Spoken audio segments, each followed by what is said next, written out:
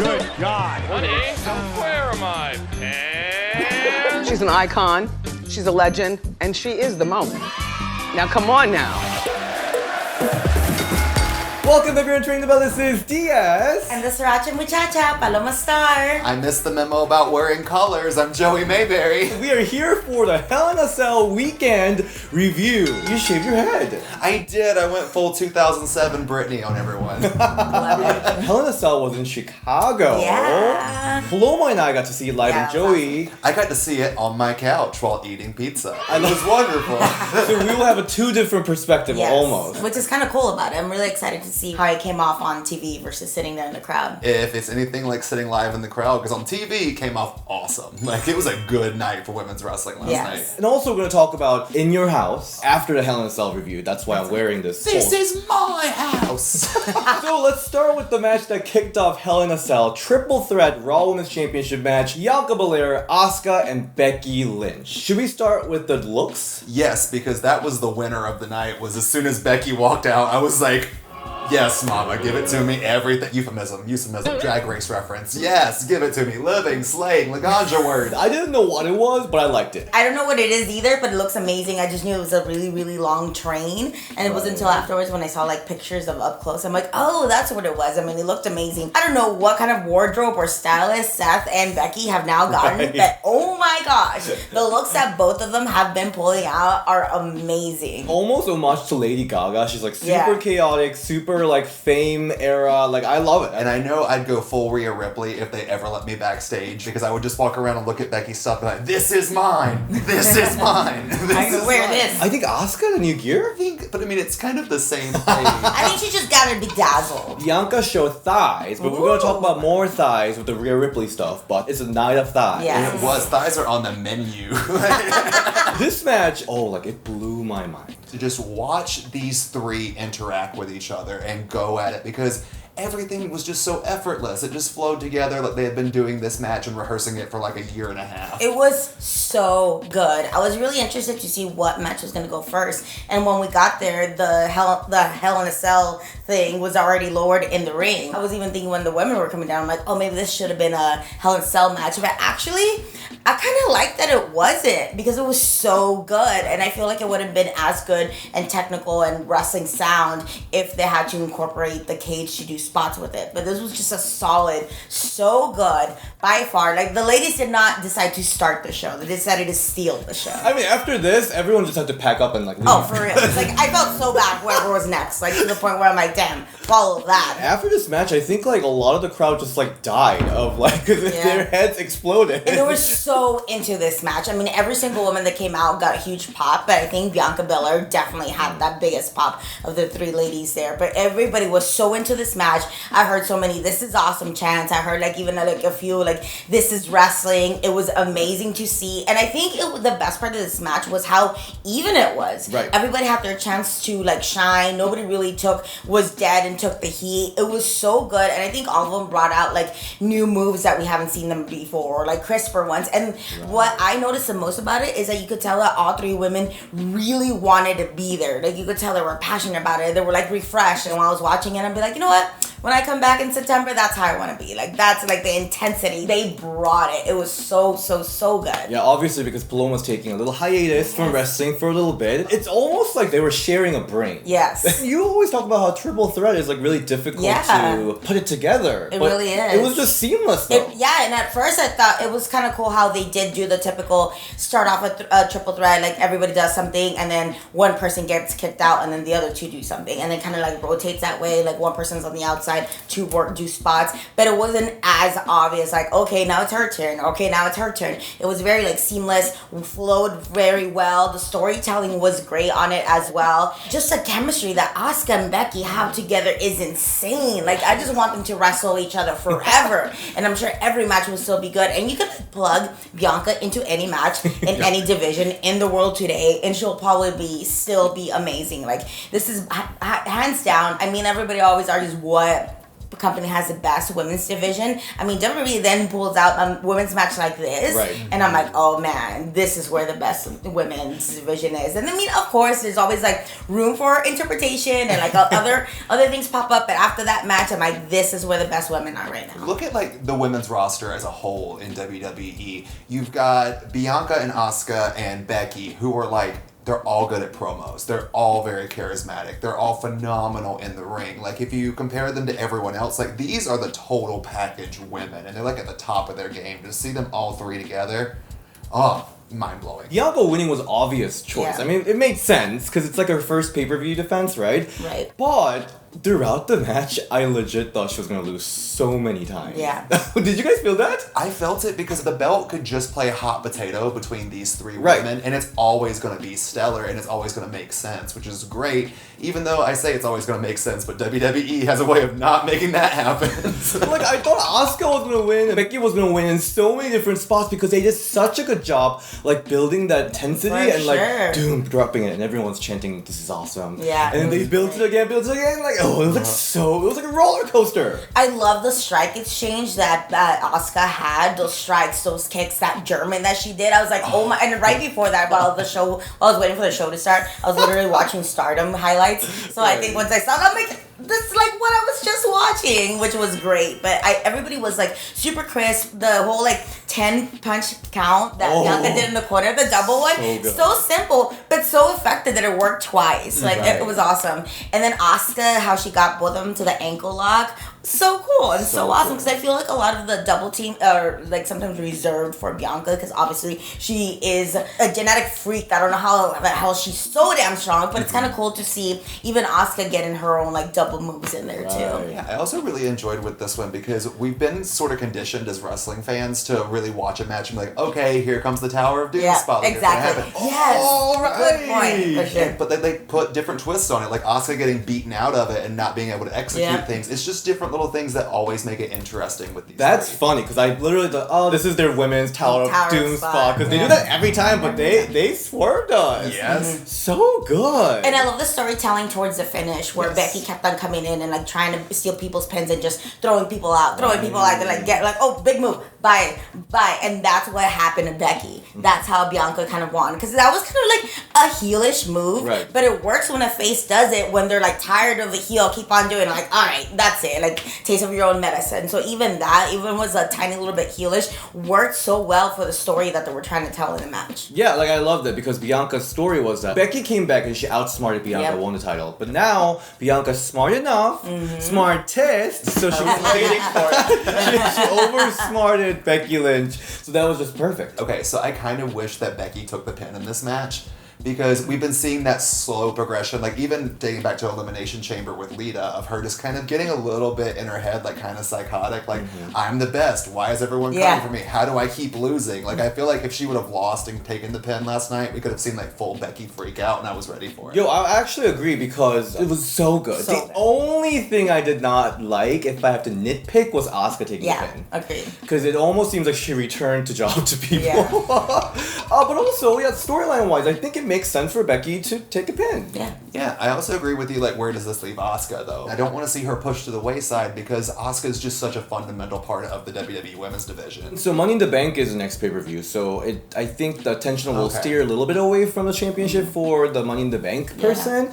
So I think Bianca will probably have like an easy defense. Yeah. Actually though, the other thing I've been noticing is that they're defending only one women's title each pay-per-view. Yeah. So maybe Bianca will have a rest time. Yeah, maybe it'll be the SmackDown. But can they have Bianca rest? They're having all the main stars injured or whatever. Sasha, they lost Roman, they're losing Naomi. Cody, Naomi. So what are they gonna do? You've got such potential. Like, we're about to talk about this 6-person mixed tag. Right. Like, Rhea and Liv.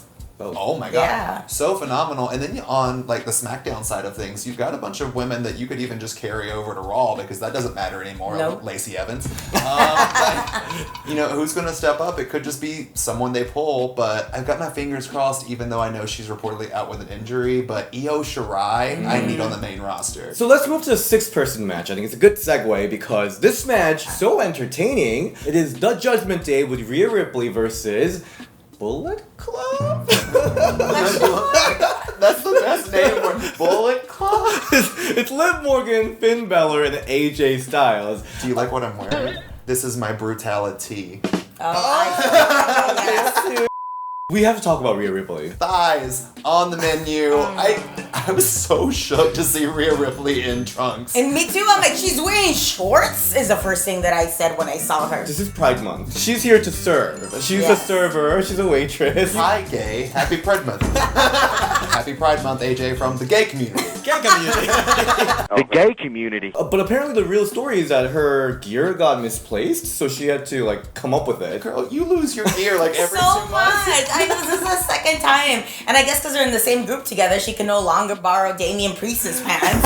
Like, I guess I'll throw this together. But I definitely have been there before, but because I've had like a super last minute booking where I didn't have any of my stuff, so I kind of just like build a wrestler with like, hey, who has the kick pads? Who has the knee pads? Like, what can I wear? And thankfully I had like a random gear in my car that I'd never wear. I could definitely see how that would be hard, but that also makes sense because I'm like, the purple is so random. It gave me real big Lita vibes. Oh, yeah. No lie. We're gonna talk about that because Liv Morgan came out. Yes. She was wearing like 100% Satisfaction era. Very Trish vibe. Modern day Trish and Lita story between those two. I'm down for it. yes. Give it to me. Both of them looked great, but Rhea, I'm glad that you lost your freaking luggage again. And maybe you need to keep this. I mean, do Right? it. I don't know. Maybe switch up the top. Loving the trunks. Maybe You did not like the top. no, it was just like random.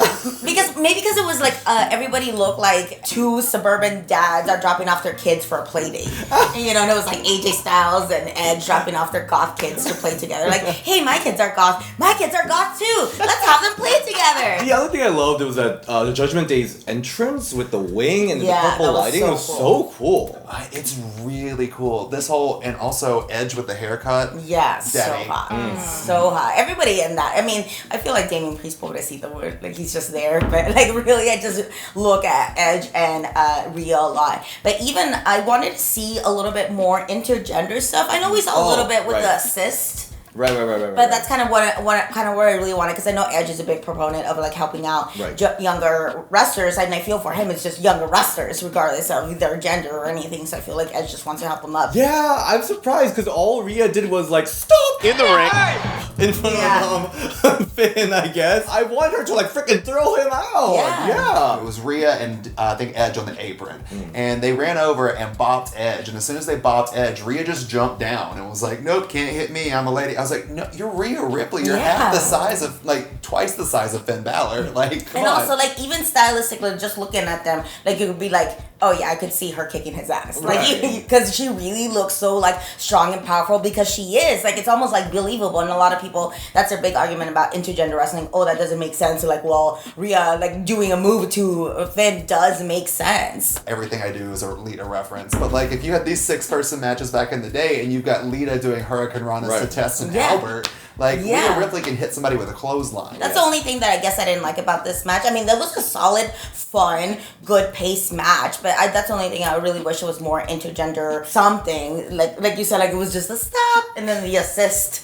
Hurricane one, but I just wanted a little bit more. But I'm glad the Judgment Day one. I think that was definitely the right call. But you know also what I love though? It's like you are in a ring with Edge, AJ Styles, Finn Balor, some of the biggest stars of the company, and Liv and Rhea got so much reaction. Exactly. I think it's just further testament to how over both of these women are for across the board.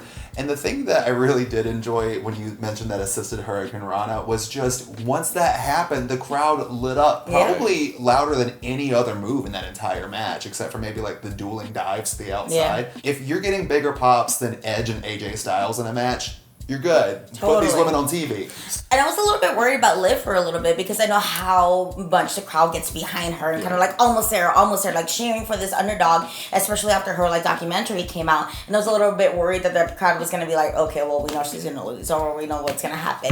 But the crowd is still behind Liv, like 100%. Like so many people were popping so hard for her. And it's kind of crazy because like they were still booing the Judgment Day because as in like, boo, you guys are heels. But they were still getting so many pops because like, yay, we like you Right. guys, but boo because we know we're supposed to do this. But I really want Liv to get that edge that she needs for it. Like I think she's ready for it. I don't know what it will look like, but I would love to see Liv finally get her flowers for sure. Liv is continuing her losing streak in pay-per-view. Yeah. Hopefully her day will come. So that was the 2 matches that we got, and honestly, women did so well. Like I was upset that there was no SmackDown Women's Championship match, but a guy came out pretty satisfied. I mean, if they did have it, it was just going to be Ronda versus Natty. Do you think that's really like a match that would really... I love Natty. I love Natty. I think Come on! Yay! I love Natty, but like, I don't feel like they're giving even Ronda Rousey, who's like the top billed performer for SmackDown, you're not giving her much. No, I was taking a shower this morning. I was thinking about Ronda Rousey, about how... about how special she was, but now she's just a wrestler. It's really weird too because she's such a dominant wrestler in the ring. Like they She's build good. her. Yeah. Like she's the woman who knocked off Charlotte Flair, Right. who's like, you know, the immortal Charlotte Flair. And now she's doing really nothing. There's a lot of potential. I think Yes. Natty versus Ronda will be good because they train together, they're close, and Natty's a Natty. Like she could have great matches. There was like a brief interaction between Shayna and Ronda Rousey in the Oh my ring. gosh, come on, we're ready for this. And people were popping really hard, and that match is gonna be great. Ronda versus Shayna SummerSlam. Oh, I hope so. Because you've got a nice little segue here because Natty and Shayna are tied, so hopefully we're getting it. I need it in my life. Let's move to In Your House because we saw 2 matches from NXT TakeOver, and they surprisingly were super entertaining. Because to be quite frank, I did not know that In Your House was this weekend. And me too. I will be the first person to admit I have not been keeping up with NXT 2.0 since they switched over to their colorful stuff. Wait, quick survey. NXT 2.0, yay or nay? Meh. I'm actually living for 2.0. Give me character, give me a storyline, but just treat it as serious as you treated it before. Like I feel like went from one end of the spectrum to completely the other end of the spectrum. Right. Like you could still have like a really good, solid, like you said, almost taking more seriously wrestling. I love the character work because I feel that's what's made people stand out. Like, oh, I like that person because they're wearing this, or like, oh, I can relate to that. So on that note, let's review the first match. It was the NXT Women's Tag Team Championship match. It is Toxic Attraction versus... Sorry, not Casey, Katana Chance, and Kayden Carter. I still call her Casey. I do too. Call her like Casey and have it be stand for Katana Chance. I don't know. I didn't realize that. Oh wait, that is actually you're So, right. so her name could still be Casey. Her name is Katana Chance. Give her a fucking chance. They were longest time. We all known that they were good. Yeah. They probably know they're good too. So they were like, you know what? You WWE, I'm gonna show you that we're great, and they brought like 20 new tag totally. moves Oh my gosh. I've never seen them. Honest to Lord Almighty, best match of that show. That was such a good tag team match. And they were just so effortless. That like little front flip over the top rope onto Kayden's back over into the head scissors takedown. Nobody in wrestling does stuff like Chance is doing right now. And that's money. It was like so much fast action like this. Like, oh, this is happening. Oh, this is happening. But it didn't feel like a clusterfuck. It felt like it was a fast-paced match. Right. And I think that's why the finish kind of came out of nowhere because it wasn't really a build-up because the match was so like boom, boom, boom, boom. It didn't have like what the other match that you said. Like it brought people up and brought them back down. Brought people up. No, I think it was just like a high-octane match. And sometimes you do need those matches. And I feel like Casey and Kayden were like, look at all the cool stuff we could do. Like, come on. But that is going to make them stand out. But I also hope that they're not just stuck in the whole look at the cool spots we can do phase. Because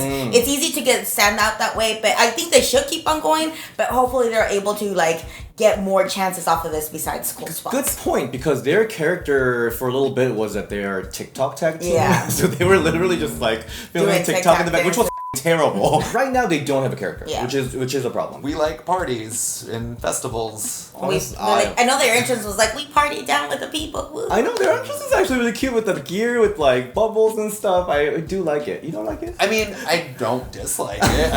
I don't really get it at the moment. Like, you like to party. Cool. Like, didn't Adam Rose do that? They come out and they do stuff like they do in the ring. Right. Like, legitimately, we saw a Hurricane Rana that made Dolan senton onto JC. Yeah. And then that neck breaker 450 Yeah, that combo. one was insane. Yeah, that's their finisher that they're just full of creativity. Of course their tag moves so good. Individually, they're also good. And there were a couple moves that didn't work, but it doesn't matter because like they're showing so much creativity. Something that we do need in pro wrestling so much. Yes. The only thing, I'm so nervous that they're a tag team in WWE because it seems like they just don't like to keep tag teams together. You're right. Whatsoever. You're right. And I think after watching Toxic and these two go at it, they're starting to slowly but surely give us more tag team action in NXT. Hopefully that starts to carry over in the main roster because there's good potential, but you keep breaking up all your tag teams as soon as you make them. I mean, allegedly, there is supposed to be a WWE Women's Tag Team Tournament for the championship, for the new champions. Who knows when that's going to happen? So you know what that means. So there's going to be a whole bunch of random teams just thrown together and that's who's going to win. But I want Katana and Kayden to win it. I wanted them to win it that night. I thought that would have been perfect.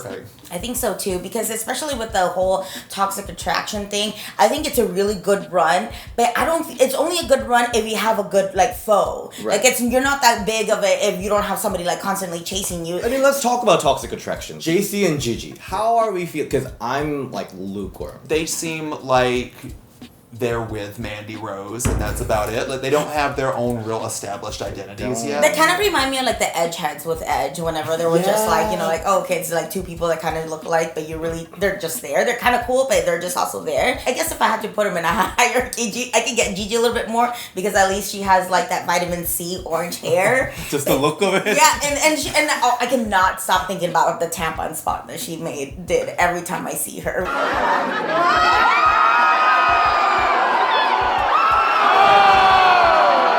The salmon splash, she said.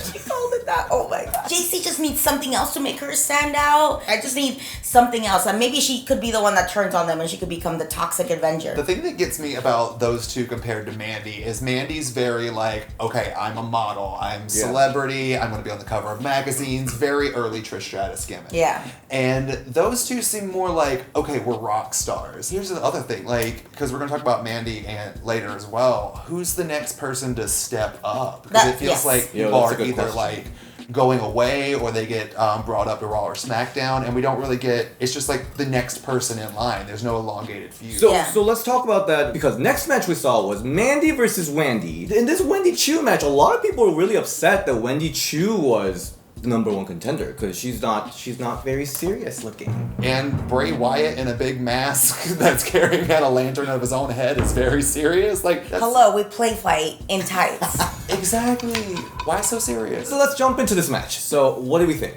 They had that promo at the very beginning, and In Your House was Saturday, right? Yeah. Missed opportunity to pop your millennial fans because you've got this girl in a bed and you did not go, wake up on a Saturday night. Like, we needed that. Love that it's In Your House and Wendy woke up from the bed in her house and she was dreaming about becoming champion. That was so really cute. Yeah, that was really cute. I like that a lot. And I also feel like with Mandy, like I almost want to not see that part of her, but like if it's so character driven, I feel like her character is that she's hot. Like, you know, like, which is a cool character to have, but I feel like one end you have Wendy Choo with like this big gimmick, big character driven, and then you have like toxic attraction that, are they witches? Are they rock stars? Like, are they models? My big thing that I got from Mandy Rose was Britt Baker hair. Oh. Like, she walked out and I was like, that's Britt Baker's hair. I don't know about that, because the moment I saw Mandy, I didn't think about Britt Baker. I was like, damn, she's hot. She's so hot. That's all I thought. She was like, damn, she is hot. I got Britt Baker. I was like, do I have a cavity? Like, I was really thinking, like, she's looking great. So the belt looks so good on her. But I also think this might be her best match. Andy had some good matches with like Raquel and like Alba Fire now, I guess. And then the Io Shirai like Fatal 4 match. But it seemed like a lot of it was like they were performing their stuff on Mandy. Her. Yeah. And she like fit in her like little heel moments here, but here it looked like they were organically working together, and the storyline was really so I really liked this match. I think this was my favorite Mandy match. Especially those spine busters, that spine buster that she did on the entrance ramp. Oh my god, absolutely devastating. Right. And like Wendy Choo did a really good job of selling it. I actually kind of wish she would have stayed down a little bit more, then started crawling up. Like she barely got in the very last second, and then Mandy Rose hit another spine buster, which was a very solid spine buster. earlier. I think talking about in a review once, like Mandy has his knee and that's it. Like, because that she hits really, really well. Right. But it's awesome to see Mandy to kind of develop other moves that she knows she can do very, very, very well. So definitely the Spinebuster was a big highlight of the match for me as well. And then followed up with, of course, her knee that looks so good. That spot when she ripped open the pillow, I thought that was just like so good, like character moment for Wendy to like really just get raged up and start like going up. And then oh my god, when she took off the it was like the whole pulling down the straps, like other ones did, so it was so cute. And then she was like falling, so she kind of had to tie it, but it also kind of like worked too. That she was kind of like it was like fumbling around. She's like and then she got all serious and went up to the top rope. So, but then, like I said, like you're only as good of a champion like if you have somebody who helps you. That like it's a good like place. So like after this, it was like okay, now what? I feel like a lot of times in the WWE matches and a lot about it in NXT, I get left with okay, now what? I'm not the biggest Mandy Rose fan. I'll go ahead and admit that. The thing that gets me about her feuds, though, is they keep putting her with people just so she can be like, I'm hotter than you, and you're nothing but a nap time queen. You're nothing but a kid. You're nothing but a skater. You know, things like that. I really wish they would give her somebody whose gimmick is also, I'm hot, I'm sexy, just so it's her having to go, okay, what can I do other than just go, I'm hotter and sexier than you, and kind of have those two attitudes clash a little maybe bit. Tiffany Stratton. I was going to say Nikita Lyons until about a week ago. I mean, she was injured, and then she had some other social media stuff going on. I have some ideas, because when she ripped off that pillow thing, I was like, if they do a hardcore match with like all the weird items that Wendy's using, the ball sack and then the water gun. Yo, that match is gonna be, that's like built for Wendy. She's gonna hit her with a pillow though, and it's gonna be like that's the kind of pillow fights that I wanted to see back in the day. Like imagine a pillow fights with actual good The wrestling. legacy of like, Terry and Stacey Keith. It's gonna be like housekeeping match. Oh my god. Good housekeeping match. Wendy Chewy-fied. What else do you bring? Because you can bring an alarm like, clock. Everything's fluffy that she's associated with. You know what? I'm thinking about we're workshopping it. Workshopping it. It's gonna be how we bring back pillow fight to WWE. Oh, what if it's like a little just same match? So like last woman standing, but it's like a go to sleep match. Like if you can't get up before 10, you're just knocked out, you're asleep.